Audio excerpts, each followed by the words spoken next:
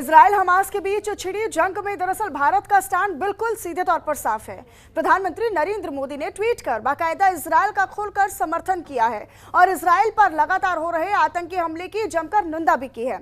अब इजराइल के प्रधानमंत्री बेंजामिन नेतन्याहू ने प्रधानमंत्री नरेंद्र मोदी को फोन लगाकर उन्हें ताजा हालात के बारे में जानकारी दी और एक बार फिर से पीएम मोदी ने इजराइल को अपने समर्थन का खुलकर इजहार किया। लेकिन कांग्रेस वर्किंग कमेटी यानी CWC के एक प्रस्ताव को लेकर अब नया विवाद खड़ा हो चुका है। दरअसल कांग्रेस ने युद्ध विराम की हिमायत की है और बातचीत से मसला सुलझाने पर जोर दिया है। फिलिस्तीन के अधिकारों की आवाज भी उठाई, लेकिन एक बार फिर से हमास के आतंकी हमले का जिक्र तक नहीं किया।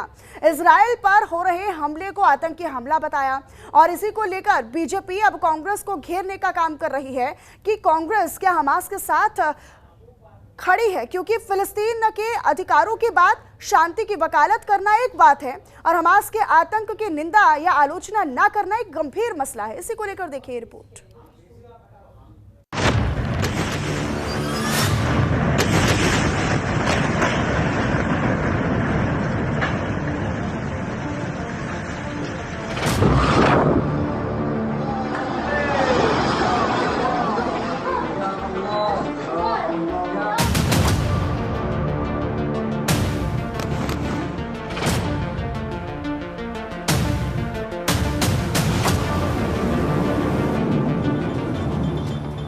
इजराइल हमास युद्ध का चौथा दिन। गाजा में हर तरफ चीख पुकार मची। इजराइल के जंगी जहाज हमास के ठिकानों पर बेहिसाब बारूद बरसा रहे हैं।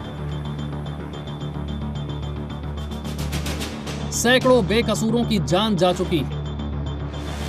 इस बीच इजराइल के पीएम बेंजामिन नेतन्याहू ने प्रधानमंत्री मोदी को फोन कर मौजूदा हालात की जानकारी दी है। पीएम मोदी ने खुद ट्वीट कर इसके बारे में बताया, मैं प्रधानमंत्री बेंजामिन नेतन्याहू को उनके फोन कॉल और ताजा स्थिति पर अपडेट प्रदान करने के लिए धन्यवाद देता हूं। भारत के लोग इस मुश्किल घड़ी में इजराइल के साथ मजबूती से खड़े हैं। भारत आतंकवाद के सभी रूपों और अभिव्यक्तियों की कड़ी और स्पष्ट रूप से निंदा करता है। इजराइल पर हमास के हमले के बाद यह दूसरी बार है जब पीएम मोदी ने खुलकर इजराइल का समर्थन किया। फिलिस्तीन की कोई बात नहीं की, लेकिन कांग्रेस भारत सरकार के इस रुख से इत्तेफाक नहीं रखती। कांग्रेस वर्किंग कमेटी ने एक प्रस्ताव पारित कर कहा है, CWC मिडिल ईस्ट में छिड़े युद्ध और 1000 से अधिक लोगों के मारे जाने पर गहरा दुख और पीड़ा व्यक्त करती है। CWC फिलिस्तीनी लोगों की जमीन, स्वशासन और आत्मसम्मान एवं गरिमा के साथ जीवन के अधिकारों के लिए अपने दीर्घकालीन समर्थन को दोहराती है। CWC तुरंत युद्ध विराम और वर्तमान संघर्ष को जन्म देने वाले अपरिहार्य मुद्दों सहित सभी लंबित मुद्दों पर बातचीत शुरू करने का आह्वान करती है। CWC के प्रस्ताव के बाद कांग्रेस के कई नेताओं ने सिलसिलेवार ट्वीट कर फिलिस्तीन के प्रति अपने समर्थन का इजहार किया। बीजेपी ने इसी को अब बड़ा मुद्दा बना दिया है। बीजेपी पूछ रही है कि कांग्रेस ने हमास के आतंकी हमले की निंदा क्यों नहीं की। कांग्रेस का रुख भारत सरकार के आधिकारिक स्टैंड से अलग क्यों है। ऐसा है कि कांग्रेस हमेशा कंफ्यूज रही है और कांग्रेस के नेता भी कंफ्यूज रहे और इसलिए कभी भी वो देश के साथ नहीं चले।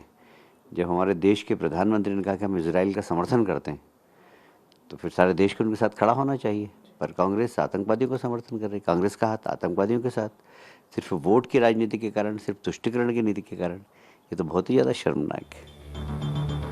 भारत में फिलिस्तीनी लोगों के अधिकारों का समर्थन करने की ऐतिहासिक परंपरा रही है, लेकिन न्यू इंडिया में अब ये नीति बदलती दिख रही है। पीएम मोदी के बयानों से तो कम यही लग रहा है। सवाल ये भी कि रणभूमि में फंसे उन लाखों लोगों का क्या कसूर है जो ना तो हमास के साथ हैं, ना हिजबुल्लाह के साथ, लेकिन फिर भी जंग की ज्वाला में धकेले जा रहे हैं। क्या दुनिया के सबसे बड़े लोकतंत्र भारत को इनके लिए भी आवाज बुलंद नहीं करनी चाहिए।